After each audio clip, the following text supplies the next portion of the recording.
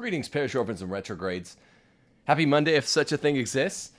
Today, I'll be talking about 4 things that Malachi Martin, author of this book, Windswept House, and many others, most definitely got right. The topic is relevant because so many people down through the last 3 decades of Roman Catholic recent history have accused him of being a phenomenal, fantastical liar. I used to buy into this more until I did a reading group on the Quite Frankly channel. We read the book. I was staggered at how much he predicted correctly that doesn't even get talked about now. So today's show will be 4 things that he definitely got right. By the way, I'm endorsing within those 4 concepts 4 to 8 other things that he probably got right. But the topic of today's show is 4 things that he most certainly did get right that you never hear anyone talk about. It switched my overall view on Malachi Martin from thumbs down to thumbs up. You need to hear about it. We're going to get into it in just 1 second. On the Rules for Retrograde's channel, we are debuting Don't Go to College. We being my co-author, Dr. Michael J. Robillard, and myself on Regnery Books. Tonight, I will be on One America News Network on the Karen McKinney Show, a.k.a. Tipping Point. And you can see me there talking about why we say don't go to college and reasons therefore. Check that out. That will be very exciting. Also, in a couple weeks or so, we will have the return of one Stephanie Gordon to the channel, and we'll be talking about the 2nd edition of Ask Your Husband. You know, the book had some undue troubles. We're going to talk about how you guys can get your hands on some more copies of this book. One quick note, those of you internationally who ordered from us direct copies of the 2nd edition of Ask Your Husband, you need to contact us because we're having a little bit of trouble getting you the book. It should not be a big deal, but shipping costs have gone sky high over the last 6 months. Give us a contact at timothyjgordon@timothyjgordon.com. If you are international, ordered a signed copy by Steph Gordon of Ask Your Husband and have not yet received it in the mail, we have an explanation for you and a solution as well. Okay, remember, as always, to like, subscribe, hit the notification bell. That's the only way you're going to be able to see these videos regularly. Finally, get out of your blue state, get to a red state, particularly those states from Texas to Florida. Go to realestateforlife.org to do so, especially prior to this fall's midterm elections, where things can get crazy and they'll definitely get more onerous on you. Get out of your state while you still can. Get to a red state. Go to realestateforlife.org. Okay, I've got this stack of books and a concept show for you today. 4 things that this mysterious, enigmatic Jesuit, Malachi Martin S.J., definitely got right when it comes to his claims in Windswept House.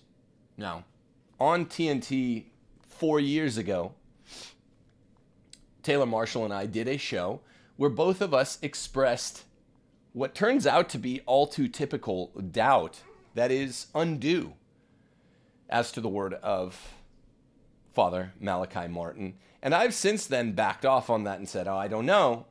There seems to be ground for believing him. After reading in a reading group on the Quite Frankly channel, the Windswept House book, which I've been planning to do for half a decade to a decade, I am really, really impressed because of 4 indisputable facts, historical facts, that Malachi Martin not only presciently called out, this is what to expect in the church over the next 25 years. He wrote the book 25 years ago. But surprising historical detail as well. We're going to talk about 4 of them today, and you'll probably notice 4 to 8 other conceptual corollaries that are not quite proven, but are strongly insinuated by these 4 definite facts that Malachi Martin got right before anybody else. The first of these 4 come from the person, the character in the book, known as Agnes, who is a real person in real life. Stephen Brady of Roman Catholic Faithful has covered this over the last 15 years. Return to Tradition did a little story on the real life Agnes about 4 years ago. And she's been covered as an interest, a peculiarity, and really a sad story within the church by other outfits as well. So it's all but shored up. Now, who is Agnes? Whether you've read Windswept House or you haven't read the book, she is the character in both the index and the introduction, and later toward the end of the book she's mentioned again as the ritual victim of a satanic rape in the Chicago coven of clerics in the Roman Catholic clergy, particularly in America, that was known for having multiple covens of satanic activity spread across the United States. We will talk about one of the American leaders, according to Malachi Martin, which another fact which is part of this first fact, Agnes, which seems to be vindicated. Let's get into it now. So Agnes was an 11 or 12-year-old girl that was the ritual rape victim in what is now called the enthronement to Satan ceremony, which, according to Martin, took place both in the Vatican. He says it was in 1963. Stephen Brady says it was actually in 1957. This is part of the artistic license that Martin must have hailed when he uses the term faction, fact fiction.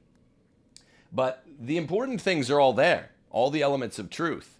This Agnes character now is a well-known, or a somewhat well-known woman in one of the Southern American states who made her story more open starting about 15 years ago. She emerged again about 4 years ago and spoke about her traumatic experience as the victim of a ritual rape, allegedly by many, many sources, corroborated by many sources, led by 2 very famous clerics, one of whom is Cardinal Bernardin of Chicago. This is shocking. Now, Church Militant has covered Cardinal Bernardin. This is not brand new stuff. Let me read to you what Stephen Brady says about it. This is shocking. Agnes and the Bernardin legacy.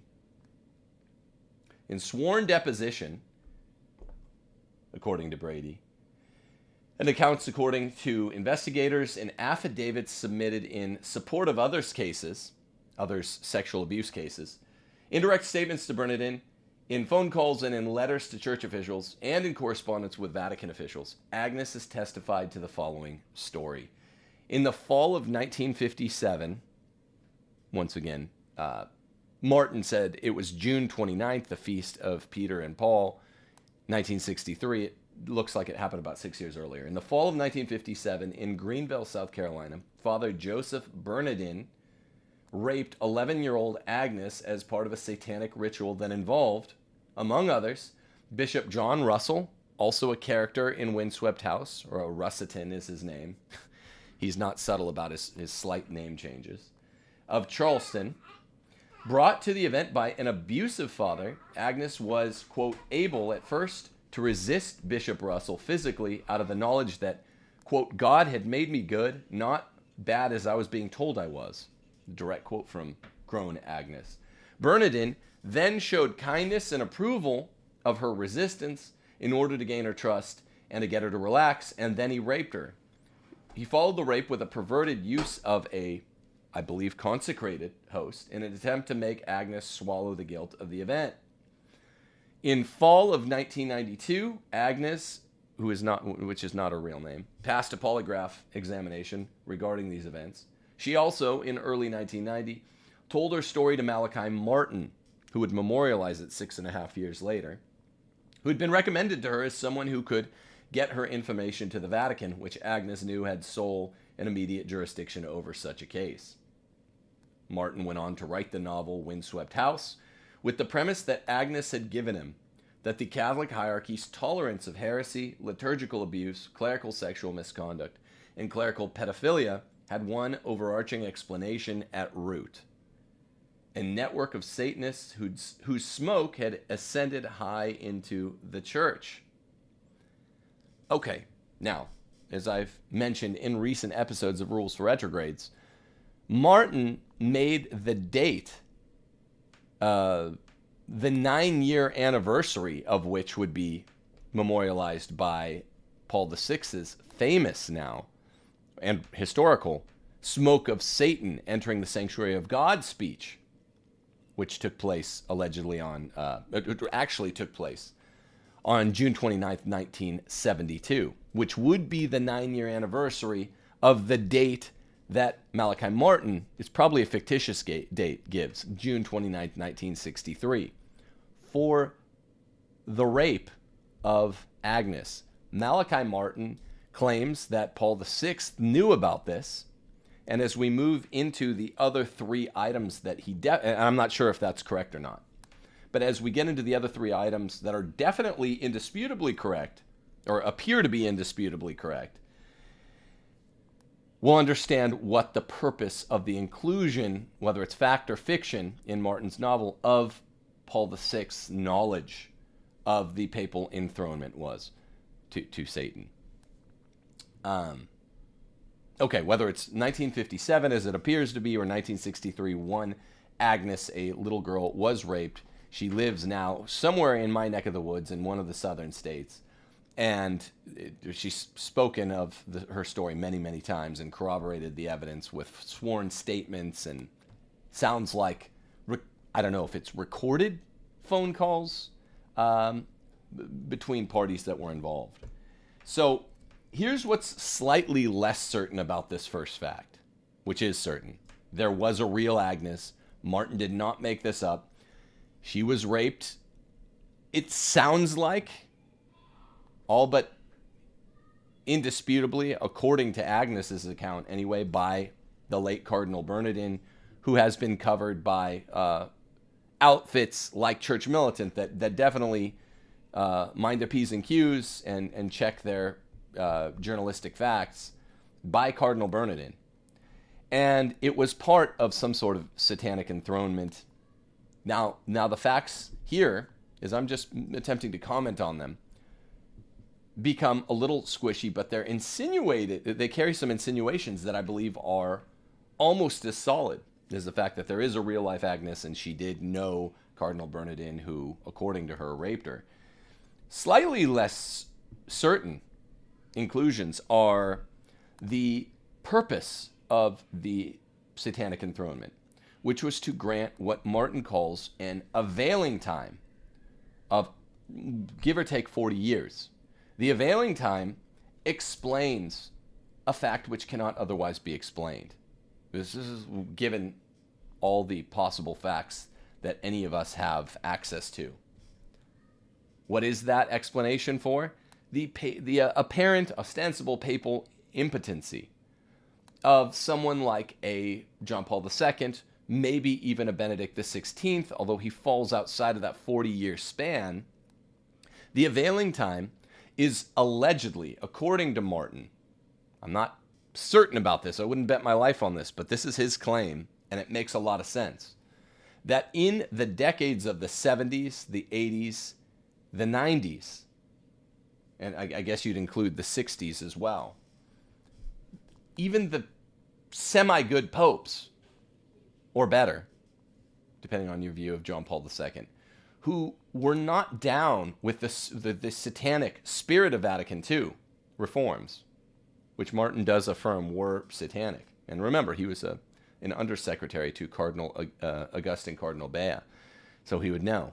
And he was a friend of Pope John the 23rd. The availing time held impotent the power of the good popes to stand against these satanic changes occurring within the church's liturgy, within its calendar changes, within its ritual changes, within its cultural changes, and within its moral theological assault by the dissenters on what can only be seen as the mainstream moral theological positions in the church, especially on sexual ethics, the main issue in moral theology of our day, trying to change the sexual ethics and make porneia and sodomy in its broader sense acceptable, even though this can't be changed. So the availing time, according to Martin, is 40 years, whereupon the popes, even if they want to stand against this program of Satanization, Luciferianization of the church, cannot do so, cannot do much at all to defend the church. That is perhaps the only way, when one looks at the granular details, that John Paul II can have been a true lover of Jesus, Mary, and Joseph, as those who knew him best claim strongly. He loved Jesus, he loved Our Lady, he loved Joseph, the terror of demons, but he did nothing to oppose the enemies of the Holy Family, and he did much that apparently was an aid to them, especially in episcopal appointments and appointments to the cardinalate.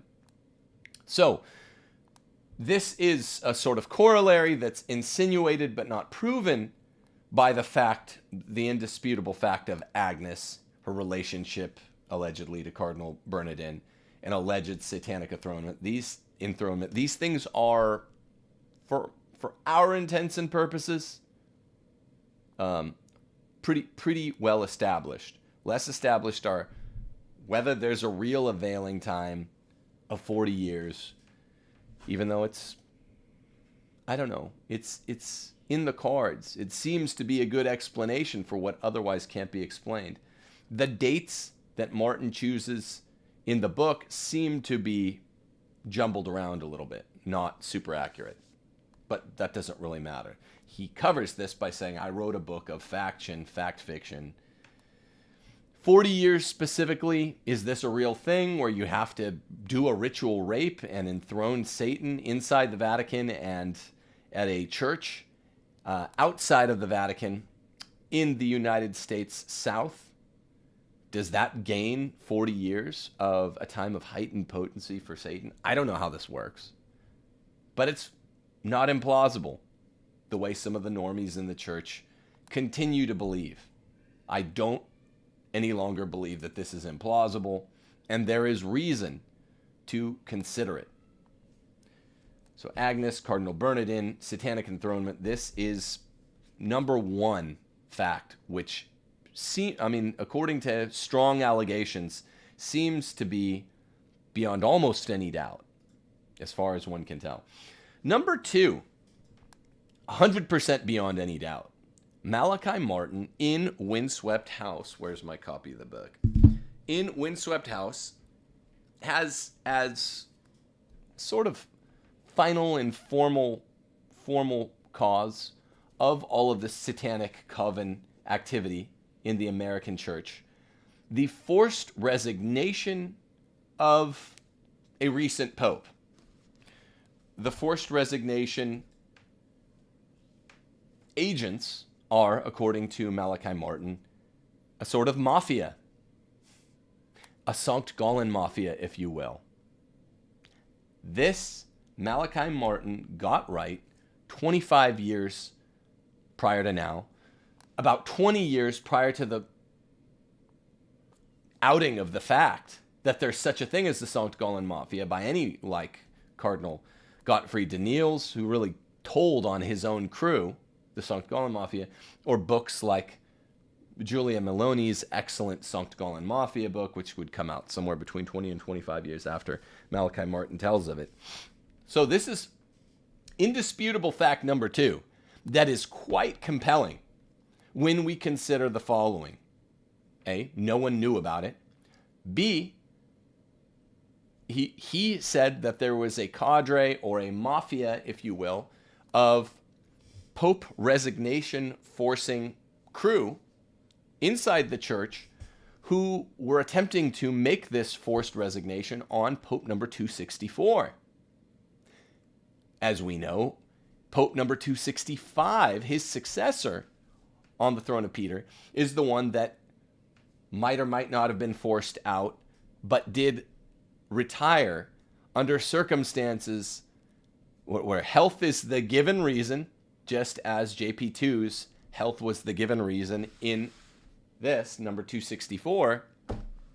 Even though his health was fine, he cited his health as for signing a letter that would have jeopardized his pontificate and given over to this cadre the ability to make the final call on whether or not he resigns. Well, Pope 265 resigned over 9 years ago now for reasons of health, even though we all knew his mind is still a sharp Teutonic tack, if you will, Benedict XVI.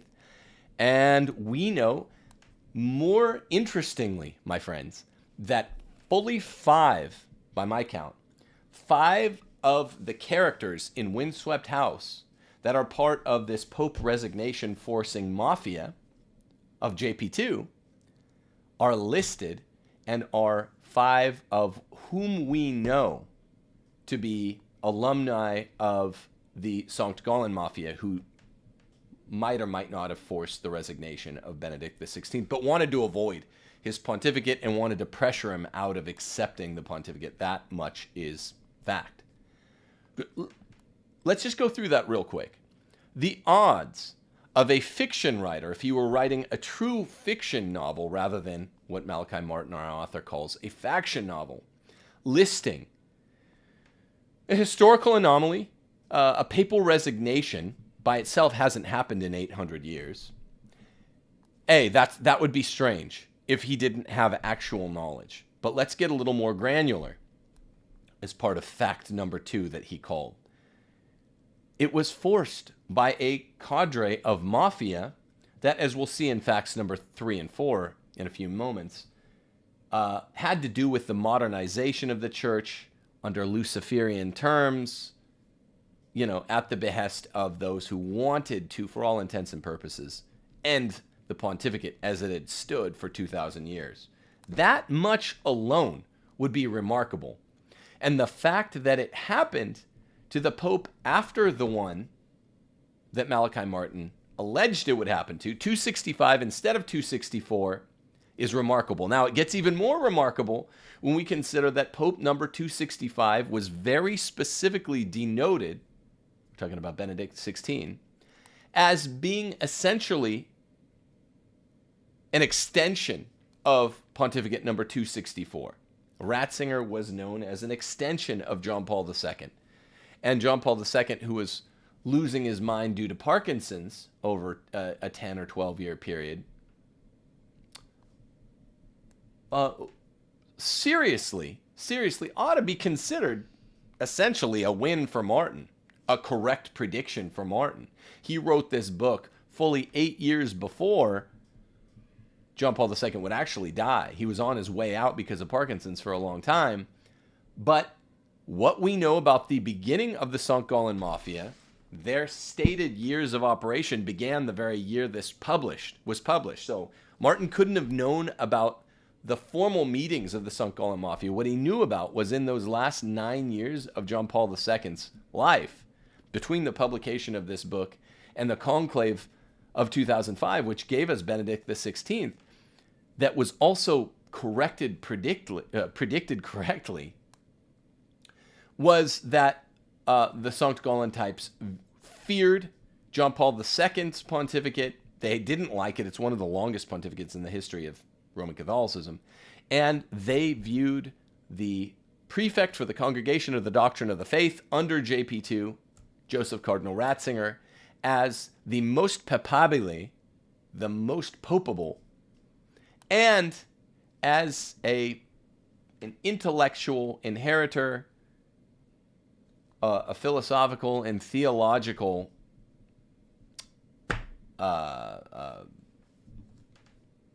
extender of the pontificate of John Paul II. Right? So an intellectual inheritor. And so they feared him as much as they feared JP2. Now, the thing that makes fact number 2 the most convincing and the most inconceivable as straight up fiction, it's got to be fact fiction, the way Martin claimed it was, is that fully 5 of the St. Gallen Mafia are named under slightly altered names in Windswept House correctly as part of the mafia that forced the resignation of JP2 in this book. So you have names, concepts, and an action. Specifically, guys like the leaders of the St. Gallen Mafia, the first leader, Cardinal Martini, the inheritor, the second leader after Martini also succumbed to Parkinson's, Silvestrini, and by my count, 3 or maybe 4 other members are bad guys in this Luciferian cadre, if I can use the term Luciferian in its loose, broad sense, who are trying to change forever the pontificate, basically dull it down. And we'll get to fact number 3 in a second, which is the purpose behind the purpose of the forced resignation. But you have named names. This is not fiction. This has been vindicated. 20 years after this book was published, you have a Pope resignation-forcing mafia with specific guys. And as a matter of fact, now let's get into fact number 3 right now. The leadership of the mafia who forced the resignation, in fiction, JP2, in real life, perhaps Benedict XVI, Silvestrini, Achille Cardinal Silvestrini, who is called Cardinal Aretini, Silvio Aretini, which means like silver gold, even though his name means little silver in real life. He is considered one of the 3 most papabile in the story Windswept House, who will, according to the plans of the mafia, take over after they force out JP2, the Slavic Pope, as he's called in the story. Aretini, who is Cardinal Silvestrini, will be perhaps the leading contender, canvassed by this, which we also know there was canvassing for Cardinal Bergoglio in the real conclave of 2013, after what might have been a forced resignation of Benedict XVI. Aretini, Silvestrini, is the leading and the most papabile thereof. And remember, the first leader who sort of began the St. Gallen Mafia, according to Giulia Meloni and others, was Silvestrini's predecessor, Cardinal Martini, who is also featured on Time magazine as maybe the most papabile in real life after John Paul II. Cardinal Martini, he's a character named Michael Coutinho, also a Jesuit, in Windswept House. So this just can't be coincidental, right? Number 1, there's an Agnes, and Cardinal Bernardin, he's called Cardinal Leonardin in the book. Number 2, there is a Pope resignation-forcing mafia, just like in real life, apparently. Number 3, this mafia was led by first Cardinal Martini, called Michael Coutinho, and later it was picked up by Cardinal Silvestrini, called Silvio Aretini in the book. These 3 facts that Malachi Martin got correct 25 years ago, about 20 years before any of the sharpest blades in the Roman Catholic faithful really even knew about the St. Gallen Mafia, would be staggering if we tried to consider it a mere lucky guess or life emulating art through the happenstance winds of accident. No way. No how. Now, I'm not saying this is one of those spin-off facts that might not actually be a fact, but another mini fact that is correct is was a 1984 Chicago murder in Cardinal Bernardin's diocese of a priest in real life named Father Francis Pellegrini. In the story Windswept House, his last name rhymed with Pellegrini. I forget what it is. He was murdered for kind of coming to Jesus and exposing his Chicago satanic coven of pedo, Satanist, sex magic prelates. And guess what? This murder, too, seems to be all but fact, spoken of by lots of these same exposers. I'm reading about it in this Renew America article, which covers past articles, one of which is by Roman Catholic faithful Stephen Brady. According to Malachi Martin, in the story, get this, the murderer of Father Pellegrini, which did happen in real life for exposing a satanic coven, allegedly, was none other than, I'm going to use his fictitious name, Cardinal Aretini, the most papabile, who, according to all the character keys of Windswept House, was Cardinal Silvestrini. Once again, I should have a copy of it right by me. Go read Giulia Meloni's book, Sankt Gallen Mafia. Silvestrini is one of the two main characters, the second leader of the Gallen group, the Mafia. So that murder in 1984 did happen. It did happen in what is called the Archdiocese of Century City, which I haven't figured out. Does anyone know? If you do, mention it in the comments. Why is Chicago called Century City in Windswept House? I don't know. But these facts cannot be happenstance. The alignment of fiction facts and historical facts cannot, in these three first regards, be historical accident. No way, no how. Okay, so firstly, Agnes and Cardinal Bernardin, some sort of satanic enthronement. Secondly, a Pope resignation-forcing mafia. And thirdly, it was led by Cardinal Silvestrini. These are named facts in fact fiction, proving that this is not straight-up fiction. This is more fact than fiction, at least as to the big ideas. Sorry. Now, fourthly is what I would call the final cause, the teleology, the goal of this group. And in Windswept House, it's called the process. What is the process? It's a conceptual mashup of synodality, Satanism, and globalism, combining to reduce Christianity to ersatz religious sentiment only. And by the way, you might have guessed it, churchmen, who are Satanists, work on the process with people outside the church who are multinationalist, globalist Luciferians who are Freemasons, to create what Obama and Clinton aide John Podesta called in 2012 a Catholic Spring. Really, really interesting stuff. The Obama administration might well know a good deal more about the Catholic Spring than they've told us. And Sochi, the writer of Fourth Secret of Fatima and The Secret of Benedict, Antonio Sochi, claims that the Obama admin, through the Podesta brothers, Satanist Podesta brothers, who apparently regularly attend spirit cooking dinners with the Satanist Marina Abramovich, that's a fact too, they, in the WikiLeaks dumps, have sent out emails saying we need to foment this Catholic Spring.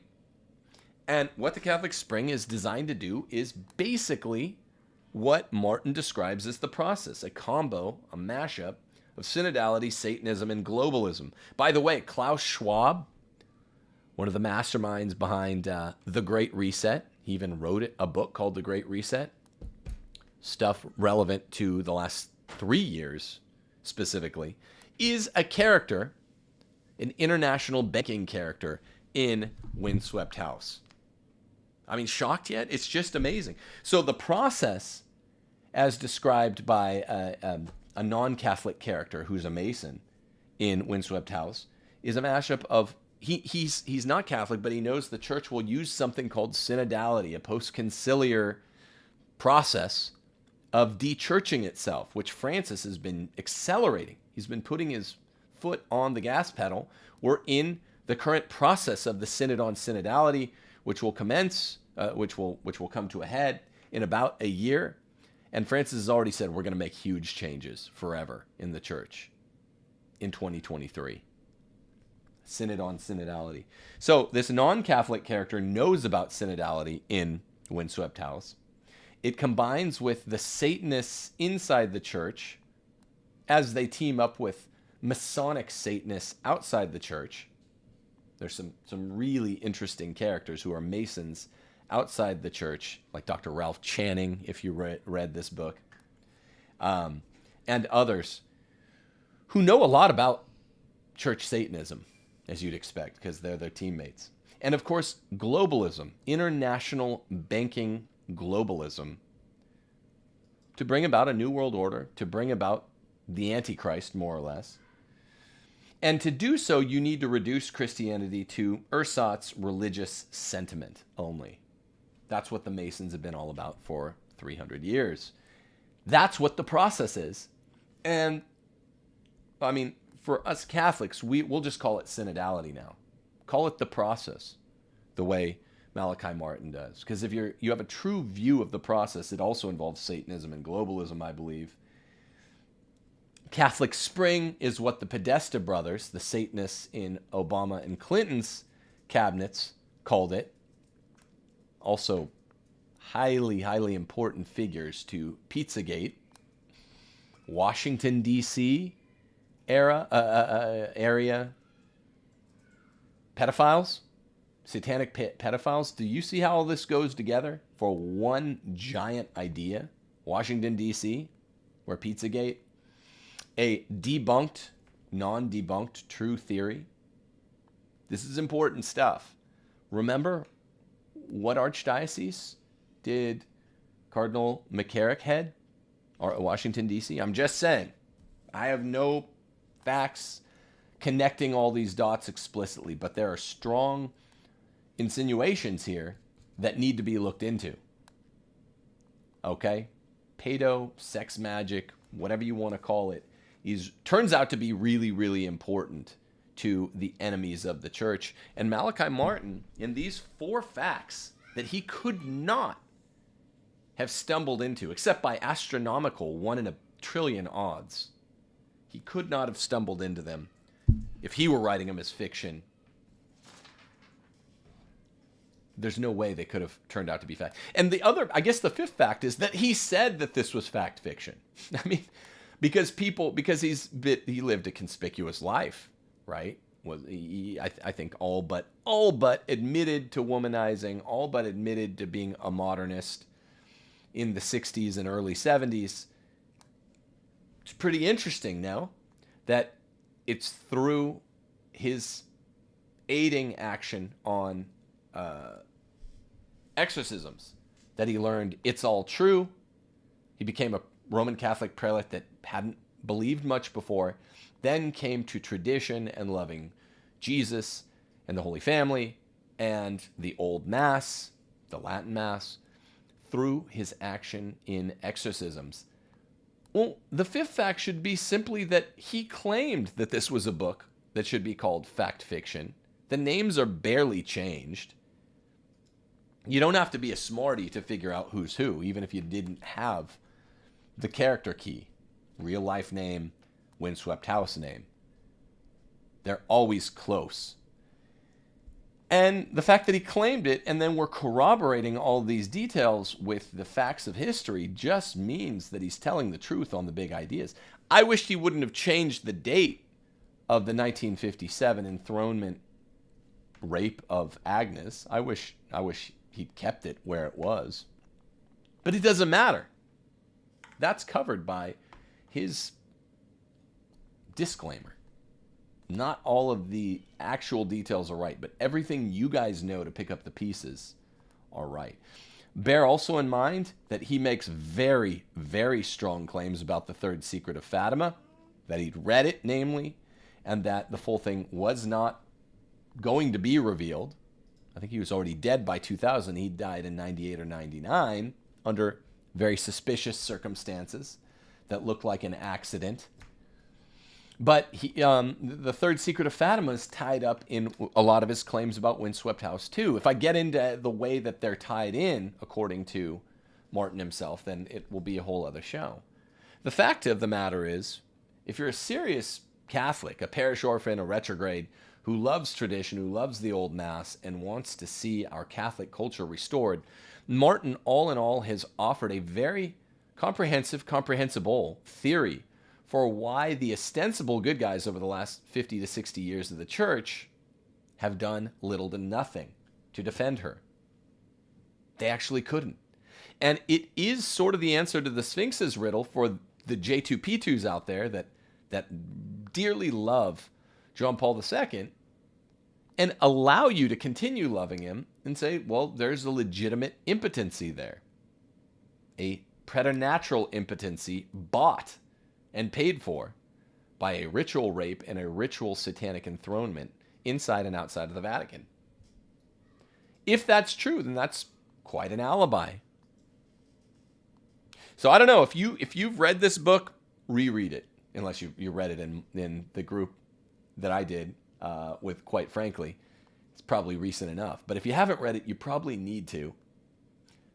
Feel free to leave comments on this video, not just in the live chat, but I'd like to see what your thoughts on this book are. More than typical comments. Some videos invite commentary by people that might be self-appointed experts and have really gone through this book multiple times and have researched all of its claims. I was just trying to keep up with the readings for our book club because we got through it in about 11 weeks.